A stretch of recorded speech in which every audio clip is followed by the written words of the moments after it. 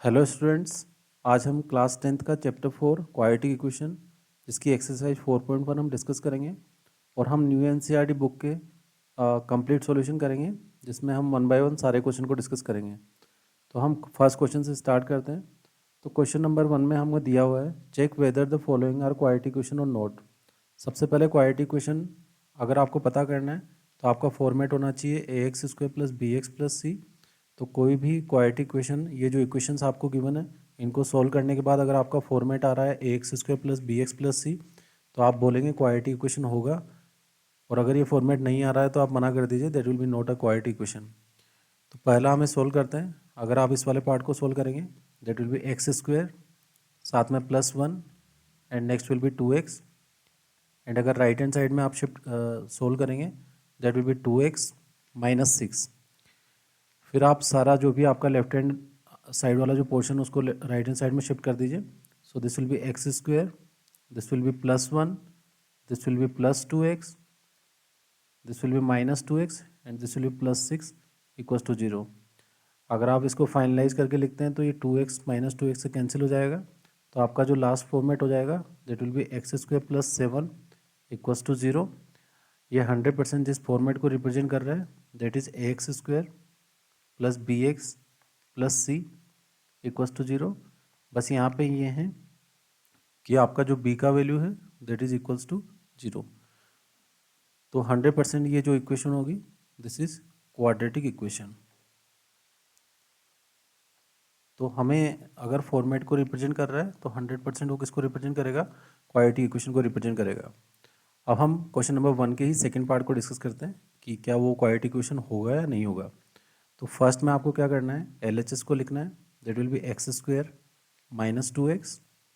Right hand side में अगर आप देखोगे तो -2 से मल्टीप्लाई करोगे 3 को दैट विल बी -6 एंड -2 को मैं -x से करूँगा दैट विल बी +2x।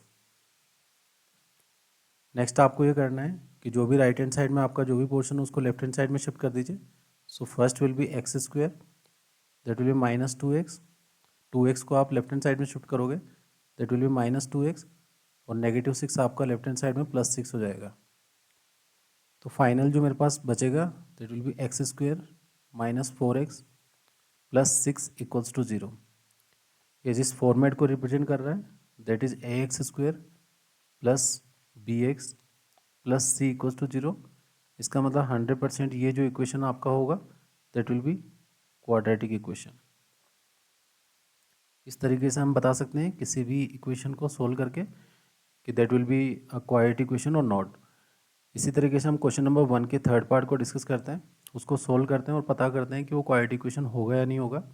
तो सबसे पहले मैं लेफ्ट हैंड साइड को सोल्व कर लेता हूँ। सो फर्स्ट जो आपके पास वैल्यू होगी that will be x square. आप एक्स को x+1 से प्रोडक्ट करेंगे, एक्स को 1 से प्रोडक्ट करेंगे तो दैट विल बी एक्स।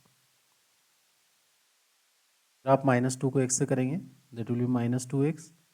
फिर -2 को आप 1 से करेंगे दैट विल बी -2। अगर आप राइट हैंड साइड में भी शिफ्ट कर सोल्व करते हैं सो एक्स को आप अगर प्रोडक्ट करेंगे so this will be x square +3x। फिर -1 को करेंगे आप तो आपको मिलेगा -x एंड -3। आप थोड़ा इसको सिंप्लीफाई कर लीजिए LHS और RHS में।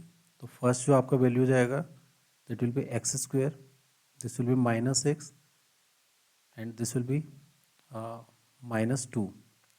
एंड राइट हैंड साइड में अगर आप देखेंगे तो this will be x square +2x and -3।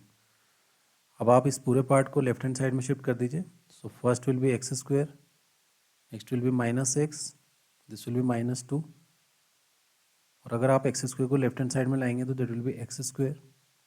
ये प्लस है तो इस साइड आगे माइनस हो जाएगा एंड -3 इस साइड आगे +3 हो जाएगा इक्वल्स टू कितना आएगा 0। जो कैंसिल आउट हो रहा है उसको हम कैंसिल कर देंगे। तो अगर एक्स स्क्वायर तो एक्स स्क्वायर से कैंसिल हो जाएगा तो -2x और -x कितना हो जाएगा दैट विल बी -3x। और 3 -2 करेंगे आपको तो आपको वहाँ पे मिल जाएगा +1 इक्वल्स टू कितना होगा 0।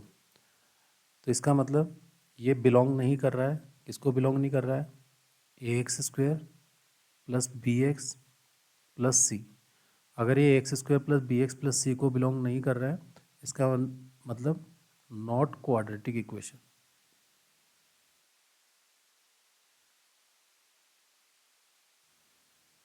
तो हमें सबसे पहले सोल्व करना है, फॉर्मेट देखना है।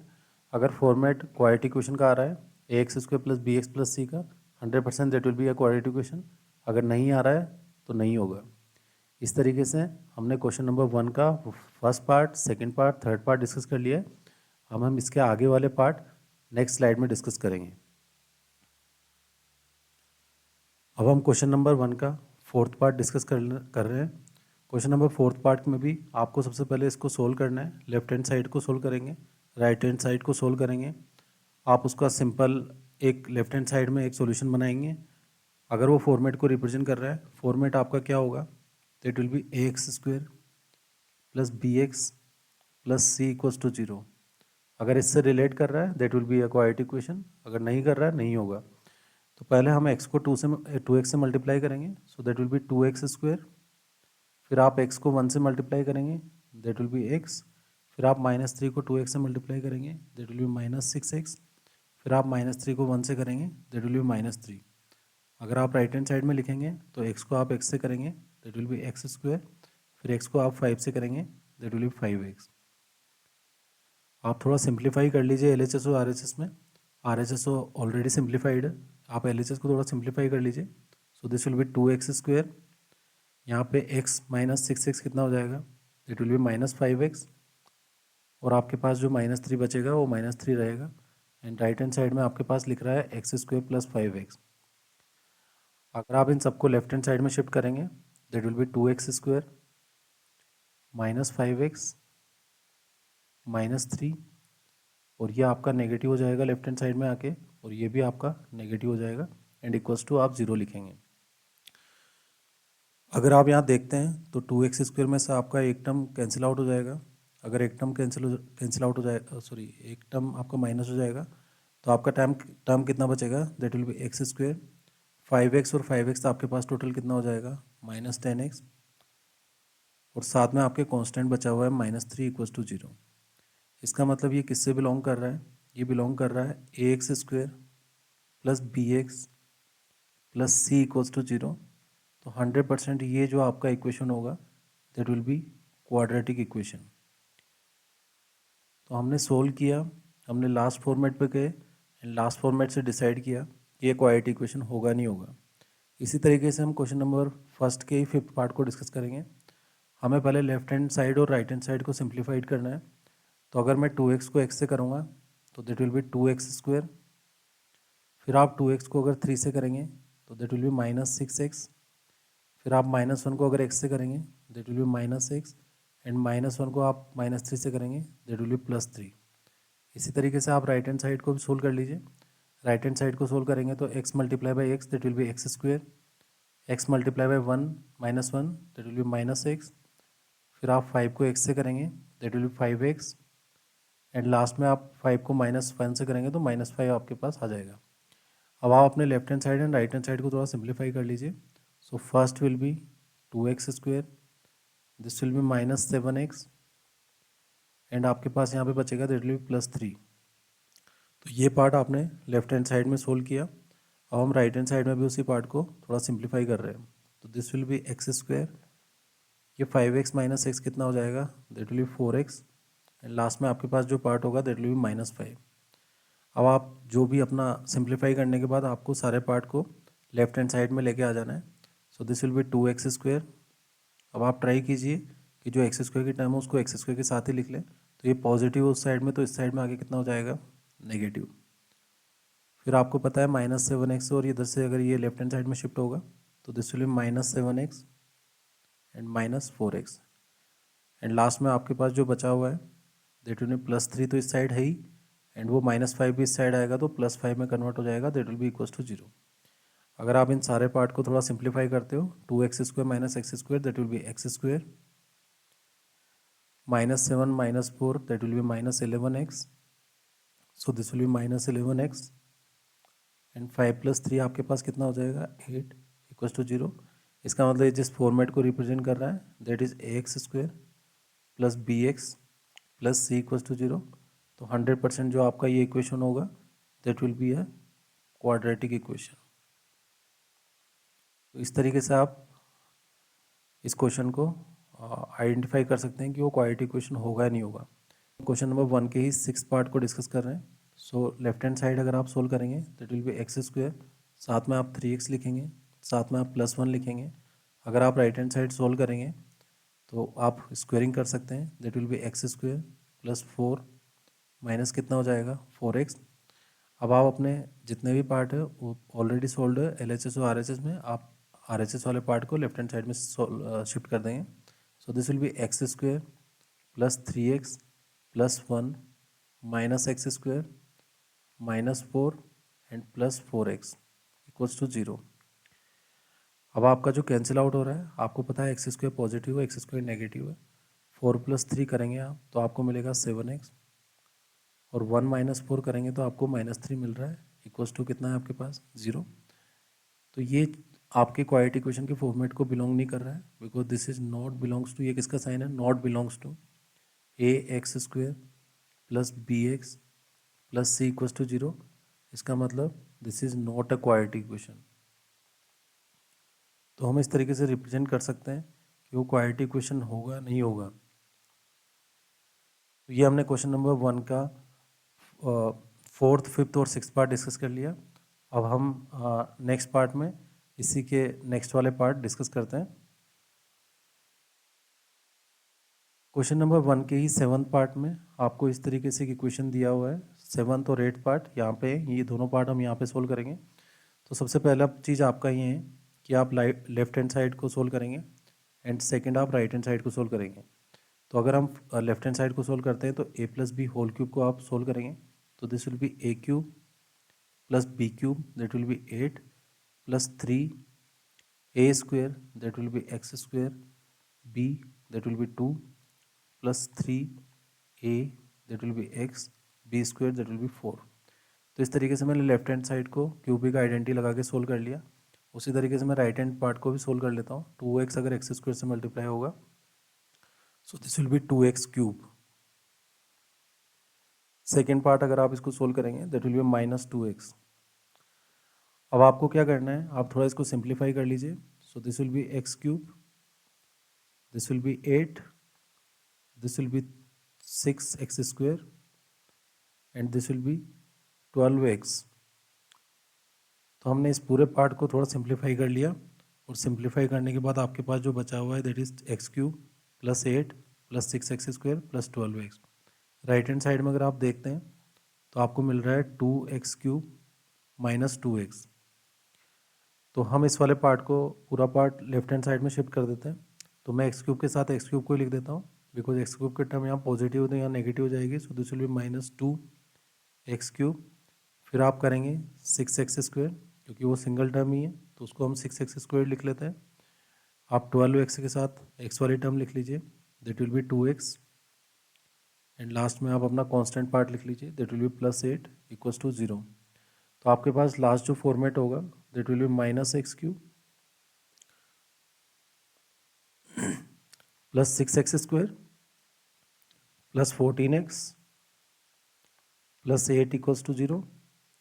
इसका मतलब ये हमारे फॉर्मेट को रिप्रेजेंट नहीं कर रही। कौन सा format, that will B ax² + bx + c।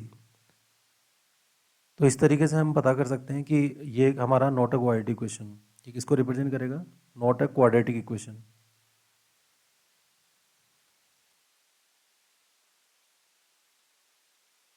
Next part हमें क्वेश्चन नंबर 1 का ही 8th पार्ट डिस्कस करेंगे, और 8th पार्ट में हम ये पता करेंगे कि वो क्वाड्रेटिक इक्वेशन होगा या नहीं होगा। तो हमें लेफ्ट हैंड साइड तो ऑलरेडी क्लियर है कि this will be x³ - 4x², this will B -x and +1। Right hand side को अगर आप शिफ्ट करोगे तो आप a - b होल क्यूब लगा सकते हो। सो this will be x³ a³ - b³ that will be 8 -3a² b। तो आप उसको लिखेंगे 3a² b, तो वो हो जाएगा 6x², एंड आप प्लस करके लिखेंगे जो भी 3b² आपका a होगा दैट विल बी 12x। तो हमने लेफ्ट हैंड साइड भी सोल्व कर लिया, राइट हैंड साइड भी सोल्व कर लिया। अब आपका सेकंड काम होता है कि अगर आप सिंप्लीफाई करना चाहते हैं तो सिंप्लीफाई कर लीजिए, अगर ऑलरेडी सिंप्लीफाइड है तो आप उसको लेफ्ट हैंड साइड में शिफ्ट कर लीजिए। So this will be x cube minus 4x square minus x plus 1। इसको अगर मैं लेफ्ट हैंड साइड में शिफ्ट करूँगा this will be minus x cube, this will plus 8, this will be plus 6x square, this will be minus 12x equals to 0। अब हमें यहाँ पे cancel out करना है, जो एक्स क्यूब को कैंसिल आउट कर देगा। अगर आप 6x स्क्वायर और माइनस 4x स्क्वायर को सोल्व करेंगे तो that will be 2x square. अब हम x वाली टर्म्स को सोल्व कर लेते हैं, माइनस एक्स है एंड माइनस 12 माइनस एक्स है और माइनस 12x है, तो that will be minus 13x को रिप्रेजेंट करेगा। अगर आप 1 और 8 को लेंगे साथ में that will be 9 equals to 0। 100% इस फॉर्मेट को बिलोंग कर रहा है, that is ax square plus bx plus c equals to 0। इसका मतलब ये जो आपकी इक्वेशन रिप्रेजेंट करेगी that will be quadratic equation. तो इस तरीके से हमने क्वेश्चन नंबर 1 के 1 to 8 तक पार्ट को प्रॉपर सोल्व करके ये पता किया कि that will be a quadratic equation और नॉट। तो आपको पहले पूरा प्रॉपर सॉल्यूशन लाना है, उसके बाद में सोल्व करना है। अब हम नेक्स्ट क्वेश्चन को डिस्कस करेंगे और सोल्व करेंगे उसको। अब हम क्वेश्चन नंबर 2 के फर्स्ट पार्ट को डिस्कस कर रहे हैं। तो पहला चीज़ जो सबसे बड़ा कन्फ्यूजन होता है कि हम लीनियर इक्वेशन में भी वर्ड प्रॉब्लम पढ़ते हैं और क्वाड्रेटिक में भी हम वर्ड प्रॉब्लम पढ़ते हैं। तो हम ये कैसे डिफ्रेंशिएट करें कि ये क्वाड्रेटिक इक्वेशन का वर्ड प्रॉब्लम और वो लीनियर का वर्ड प्रॉब्लम। तो सबसे पहले आप टोटल 3 चीज़ें ध्यान रखेंगे। अगर किसी भी क्वेश्चन में अगर आपके यूनिट्स जो भी आपने अज्यूम किया है अपनी क्वांटिटीज, अगर आप उनका प्रोडक्ट कर रहे हैं या उनका स्क्वेयरिंग कर रहे हैं या रेसिप्रोकल्स कर रहे हैं तो 100% वो क्वेश्चन जो है वो क्वाड्रेटिक इक्वेशन का वर्ड प्रॉब्लम होगा। तो इस क्वेश्चन में हमें सबसे पहले क्वेश्चन में गिवन है area of a rectangular plot is 528 metre square. इसका मतलब एरिया क्या होता है रेक्टेंगुलर प्लॉट का, लेंथ इंटू ब्रेड्थ। तो हमें ये पता है कि लेंथ और ब्रेड्थ के प्रोडक्ट को आपको 528 दिया हुआ है। तो जब भी आपको किसी क्वेश्चन में अगर प्रोडक्ट गिवन है, अगर किसी क्वेश्चन में आपको प्रोडक्ट गिवन है कि 528 है, तो आप हमेशा किसी एक चीज़ को जो अज्यूम करेंगे। अब आपके पास यहाँ 2 चीज़ें हैं, एक होगा लेंथ एंड सेकंड होगा आपके पास ब्रेड्थ। आप लेंथ को अज्यूम कर लीजिए x और ब्रेड्थ आपके पास हो जाएगा तो it will be 528 upon x। आपको ये ध्यान रखना है जब भी आप इस टाइप के क्वेश्चन करते हो तो आपको क्वेश्चन में पता होना चाहिए कि हमें क्या अज्यूम करना है, और अगर हम अज्यूम कर पा रहे हैं तब हमें कोई प्रॉब्लम नहीं है, हम इजीली क्वेश्चन को सोल्व कर सकते हैं। तो पहला चीज़ हमने ये अज्यूम कर लिया। सेकंड में आपको क्वेश्चन में गिवन है कि आपका इसका एरिया 528 है, length of a plot is 1 more than the twice of its breadth. अब हम अपने जो भी कंडीशन हमें सेटिस्फाई करवानी है उसको हम लिखेंगे और सोल्व करके क्वाड्रेटिक इक्वेशन का फॉर्मेट बनाएंगे। तो इन जो क्वेश्चंस में हमें फॉर्मेट बनाना है क्वाड्रेटिक इक्वेशन का, तो हमें दिया हुआ है कि लेंथ का जो वैल्यू है that is length of the plot is 1 more than the twice of the breadth. तो हम 2b प्लस 1 लिख लेते हैं अभी। अब हम अपने लेंथ और ब्रेड्थ की वैल्यू को यहाँ सब्सटीट्यूट करेंगे। अगर आप लेंथ की वैल्यू को लिखते हैं x और 2 आपका आ जाएगा, ब्रेड्थ का वैल्यू हो जाएगा that will B 528 upon x। साथ में आप कितना लिखोगे दैट विल बी प्लस 1। अब आप इसको थोड़ा सोल्व कर लीजिए। अगर आप सोल्व करेंगे तो लेफ्ट हैंड साइड तो अभी x ही है, अगर आप 528 को मल्टीप्लाई करेंगे तो आपको मिल जाएगा 1056।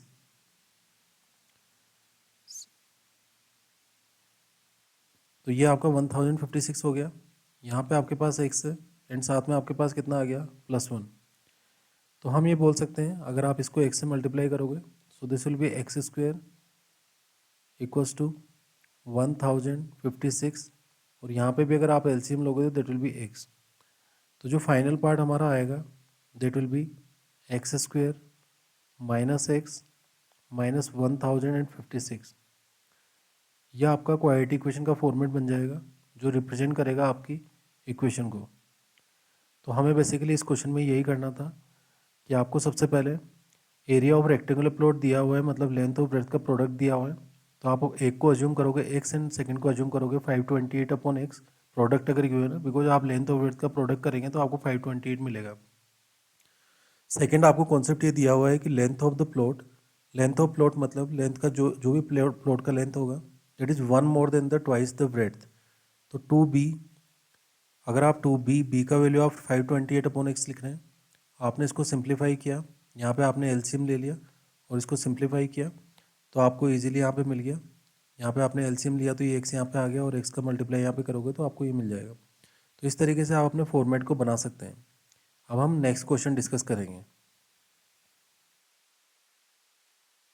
नेक्स्ट क्वेश्चन जो क्वेश्चन नंबर सेकंड का ही सेकंड पार्ट है, आपको दिया हुआ है product of two consecutive positive integers is 306। जब भी दो कॉन्जिक्यूटिव नंबर्स की बात होगी, जब भी आप कॉन्जिक्यूटिव नंबर्स को अज्यूम करना चाहते हो, तो कॉन्जिक्यूटिव नंबर्स को आप अज्यूम करना चाहते हैं तो आपका एक नंबर होगा x एंड सेकंड नंबर होगा आपका x+1। तो दो कॉन्जिक्यूटिव नंबर्स को आपने अज्यूम कर लिया। अब आपको क्वेश्चन में जो दिया हुआ है उसको सेटिस्फाई करवाना है।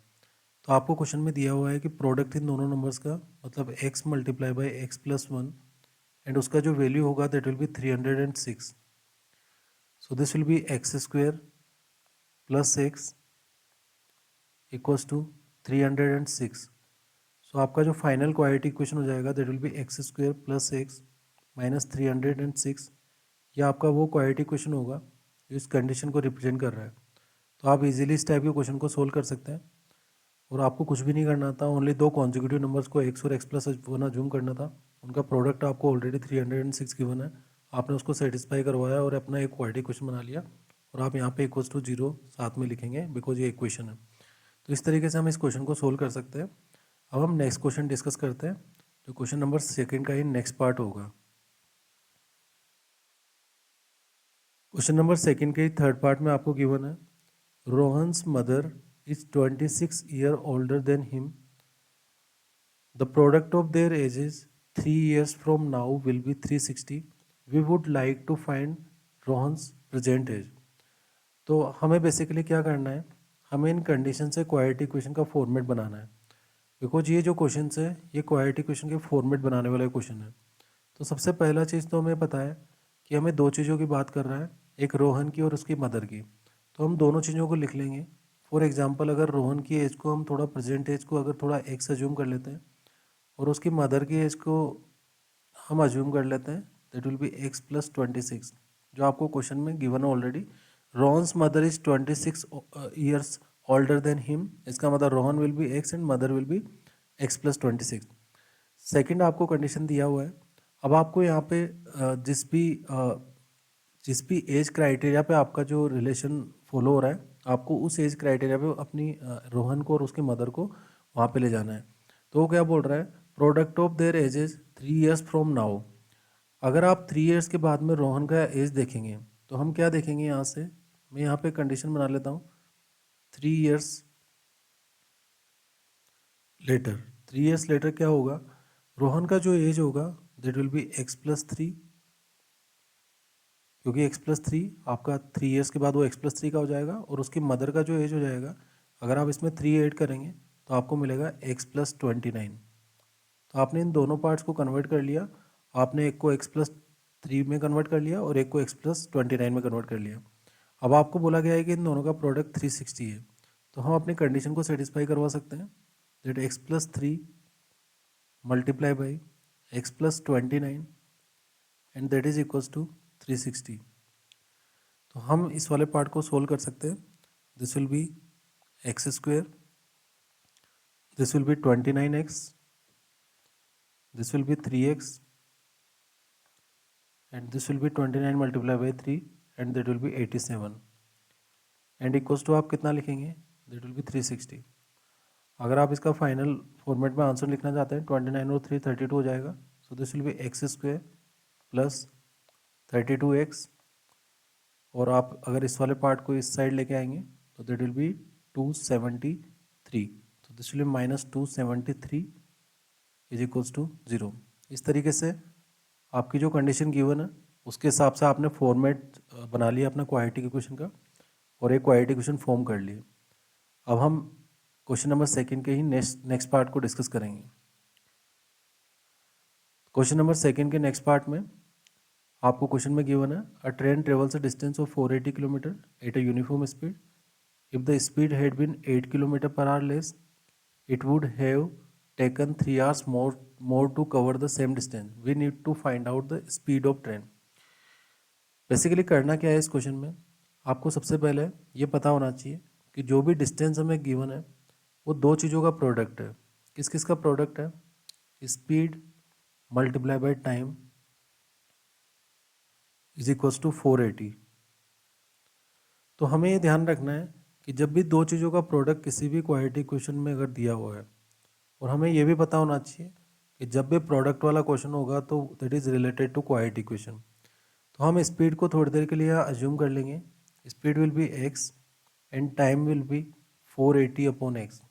जब भी आपको प्रोडक्ट गिवन होगा तो आप उसको अज्यूम करोगे एक्स एंड 480 अपॉन एक्स। जब आपने अज्यूम कर लिया है दोनों चीज़ों को, अब आपको अपनी कंडीशन को सेटिस्फाई करवाना है। वो क्या बोल रहा है आपको? If speed had been 8 kilometre per hour less, मतलब आपका स्पीड कितना कम हो गया है? 8 किलोमीटर पर आवर आपका कम हो गया है, तो आपका टाइम 3 आवर्स बढ़ जाएगा। तो आपका जो टाइम है that will B 480 upon x, and साथ में आप लिखेंगे +3 इक्वल्स टू कितना आएगा आपके पास 480। तो हमने ओनली अपनी कंडीशन को सेटिस्फाई करवाया और उस रिलेशन को लिखा, क्योंकि वो पहले भी 480 किलोमीटर ही ट्रेवल कर रहा था और अब भी वो 480 किलोमीटर ट्रेवल कर रहा है। बट ड्यू टू स्पीड में अगर डिक्रीज हुआ है तो टाइम में इंक्रीज हो गया, पर स्पीड मल्टीप्लाई बाई टाइम तो अभी भी वही रहने वाला है 480। हमने इनको थोड़ा सोल्व कर लिया, तो आप एक्स को पहले मल्टीप्लाई कर रहे हैं 480 से, तो वो आपका हो जाएगा 480। नेक्स्ट अगर आप एक्स को 3 से करेंगे that will be 3x। Next आप अगर 8 से करेंगे so this will be 8 multiply by 480 upon x, and last में आप अगर करेंगे that will be -24 and that will be equals to 480।